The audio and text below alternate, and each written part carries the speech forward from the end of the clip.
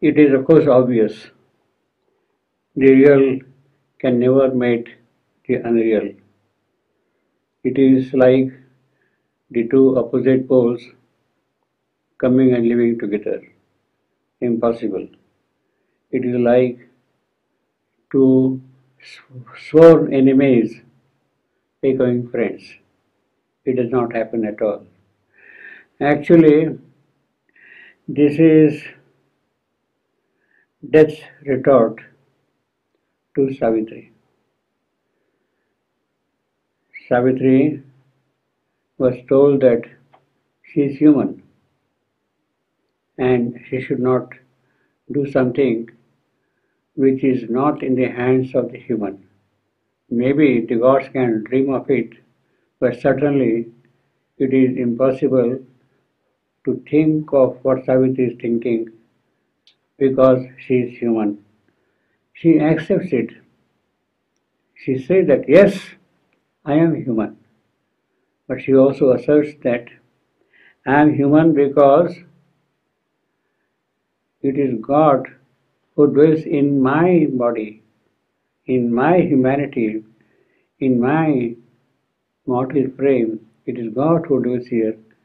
I am, my humanity is a mask of God. He dwells in her, He works in her, He wills in her. She is there as His instrument, a human instrument. And she is in fact the incarnate wisdom itself, wisdom of God incarnate, and she knows what she has to do, how things have to happen. She has full knowledge of that thing completely. Not only wisdom, hers is the will, which is the unchangeable will of God Himself working in humanity. What I am thinking, what I am doing, what I am willing, it is actually God who is thinking and willing and doing things through me. This is what Savitri was asserting. But death says, look, what you are talking is something absurd. You are talking that as if the real and the unreal can come and live together. It's impossible. He tells Savitri that, Savitri, you are a priestess of imagination. This is your imagination. This is your idea. It is a fiction. It is not a reality at all. Give it up. Forget about that. It is impossible to bring all the opposites together. The two foes cannot live together. She cannot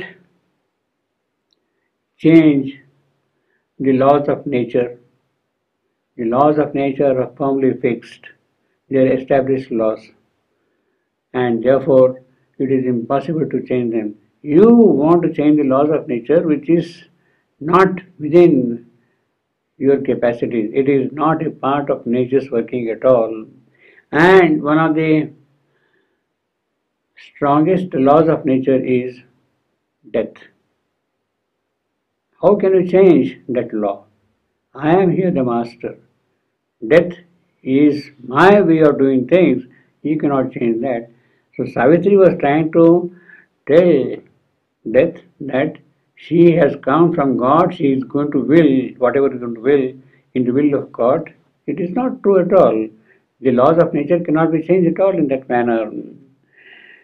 It is absurd of bringing the two eternal enemies together.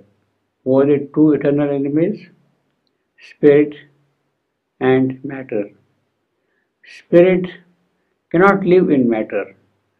Matter can never reach or understand spirit.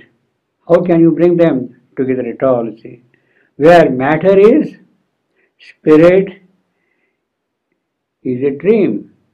In the world of matter, thinking of spirit, it is a dream. You are dreaming here. And where spirit is, matter is a lie.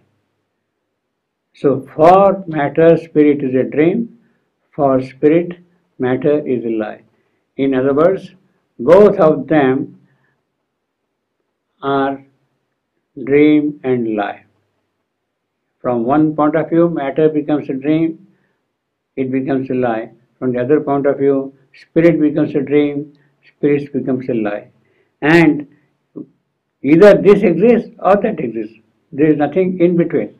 And don't think of bringing spirit and matter together. The only two, the only way of getting out of this riddle is through the door of escape. Through the door of escape. You can escape through this door or that door. Death of body is one door of escape. Death of soul is another escape. Death of body is the matter's gate of peace. When the body dies, you attain peace. So that is the gate of peace which you cross through after death. The other one is death of soul. It is the last felicity. Dissolve your soul totally and merge into the nothing. That is the last felicity. So death is telling there are only two possibilities, two ways of escaping. You abandon body, you abandon soul. So in other words, death is really asserting very firmly the dissolution of this entire creation. Through the death of body, you attain peace, you are out of creation.